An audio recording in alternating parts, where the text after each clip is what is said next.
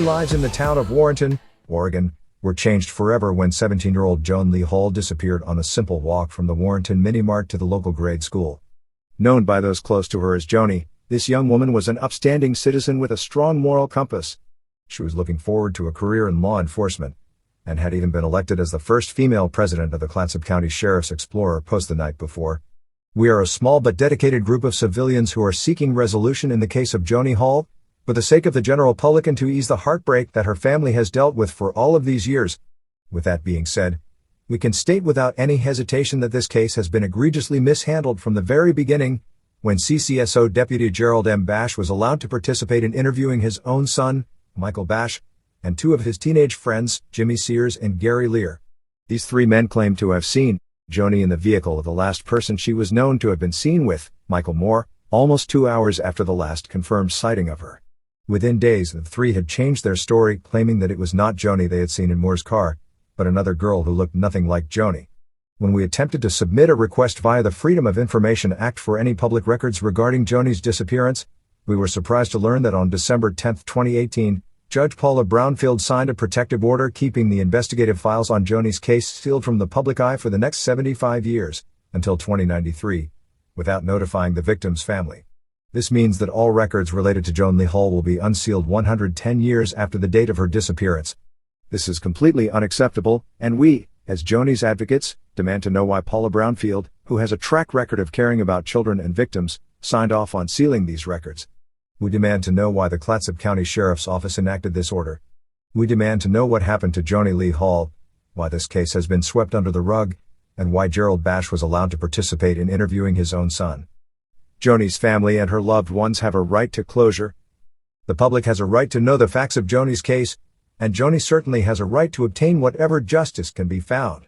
We will not rest until the facts of this case are made available to the public, and the question of what happened on September 30, 1983, is answered once and for all. Sincerely, Dina Maddox Rush, Jason Futch, Greetings Gwen and Behringer. salutations, friends. Welcome to today's read. This read is going to be a little bit older than what I normally read on. I usually read on a little bit more current. But I saw a show on YouTube here about this girl, and I just felt compelled to do the reading. Now, this is going to be on Joan Leigh Hall. She went missing in 83. More specific, September the 30th of 83. She would now be 57 years old. And she went missing in Warrenton, Oregon. Now, some circumstances of this case is really, really, really strange. And it seems like the ones wearing the badge are protecting the perpetrators instead of the victim here. Now, the last place that she was seen was the mini mart where she had went inside to buy a Coke, and they state that she took off walking upon leaving towards Warrenton grade school but never arrived. Now, it's been said that she was in a vehicle with a feller named Michael Moore, and there's also three other guys that come into play here. There's a Mike Bosch, who's the son of the deputy that took the missing report. Now, his two other friends, three of them gave report that Joan was with Michael Moore. Now, this was in Deputy or Chief Humphrey's report, but now Deputy Bosch's report, which is Mike's father, states something totally different. Now, Deputy Bosch's statements from his son and two friends state that it wasn't Joan, but another female named Teresa that was with Michael Moore. Now, they changed their stories within a few days of Joan going missing. You got a female student who first stated she saw Joan at the ball game that night and spoke to her.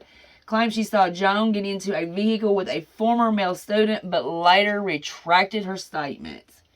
You got Mike Bosch, who's moved to California days after Joan went missing. That's a little suspicious there. Two females claim that Deputy Bosch bullied them into changing their statements. And you've got a judge who signed a protective order that seals all of Joan's records for 75 years, which means that from the day she goes missing, 150 years until these records are unsealed. Now, something really, really, really circumstantial to note here is the day before that Joan went missing, she was elected the first female president of Clatsop County Sheriff Department Explorer Post. Now, that right there is it in a nutshell. So, I've got 10 questions here. Let's see what we come up with. Now, let's look at the truth regarding Joan or someone else, this Teresa, that was with Michael Moore the day she disappeared. The involvement or the role that Mike Bosch and his two friends played in Joan's disappearance. Why the female student retracted her statement. Circumstances surrounding Joan's disappearance. The reasons for the circumstances. Who or what is responsible for her disappearance. The reasons.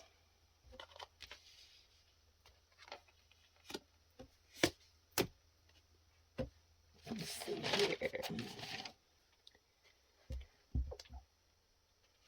Why the judge sealed the records in her case. How to bring Joan justice. And open. Okay, and the first question that we had is the truth regarding Joan or someone else being with Michael Moore that day. And it is the magician card. The magician card is, first and foremost, a yes card. So that tells me, yes, that was Joan with Michael Moore that day.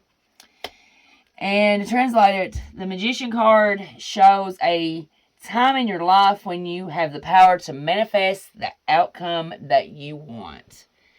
So yeah, this was definitely Joan.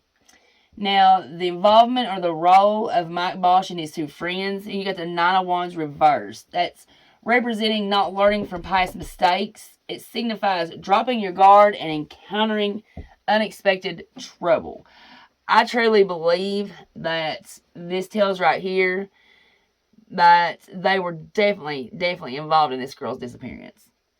Now, why the female student retracted her statement? You got the sun reversed. That's being unclear on the right path to take. I'd say if you're getting bullied by the sheriff's department and their deputies, more specifically Deputy Bosch, then you're not going to be real sure if you need to tell the truth or if you just need to tuck tail and play the game so that way you don't go missing yourself, because it's obvious they're making people go missing. Now, the circumstances surrounding Joan's disappearance is going to be the Nine of Cups. That's accomplishing what you put your mind to. It represents triumph, success, and achievement. That signifies recognition and even a little bit of fame. That right there is her being elected the first female president of the Explorer Post. Now, this is the circumstances that kicked it all off. Now, the reasons for these circumstances is going to be the Hangman. That's feeling stuck in a situation that you're not happy with, facing a dilemma and unsure what path to take, and things not working out as you planned.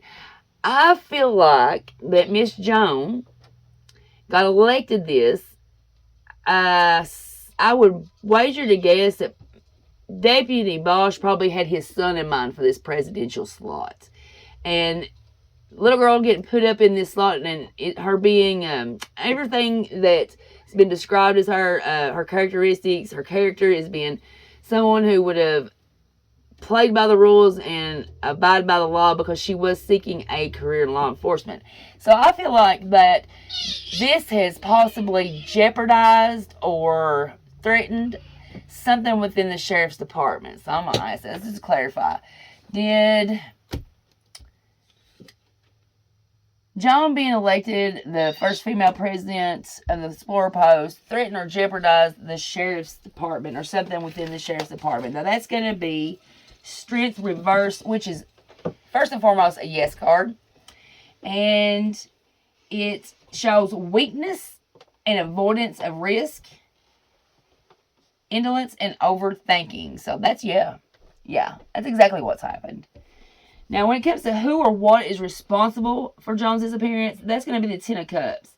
That reveals benefits of security of family, peace and harmony, and business partnerships and key networks, aka your career. It shows a new home in the right location for your needs. Well, lo and behold, it does not say that Mike Bosch moved to California a couple of days after Joan disappeared. Who or what's responsible? Right there tells exactly who's responsible. Now, the reasons.